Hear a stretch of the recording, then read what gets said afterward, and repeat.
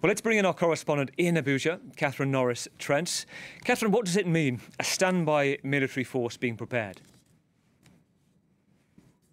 Well, the precise details of this deployment, the immediate activation, to quote the Ecowas leaders, of their standby force is at the moment just outlined in very broad terms in their communique following that extraordinary summit. The details have still to be made public. We don't know for sure about troop numbers, which countries they'll be coming from, where and when they'll be deployed and what kind of hardware they'll be using, nor about the funding. Now, the defence staff of the Ecowas countries, those participating in the summit, have talked about that. And we will have to wait and see how long it takes for that to get going. Ecowas has deployed forces before, but for example in 2017 in Gambia it took 7 weeks for that force from various different West African countries to be gathered together.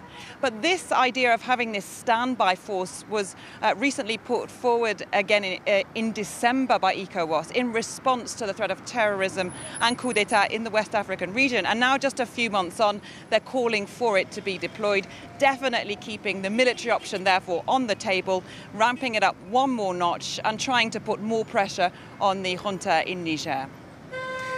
Catherine, just briefly as well, the dilemma continues over deploying a force. You're there in Nigeria, where we're hearing opposition appears to be growing over action being taken.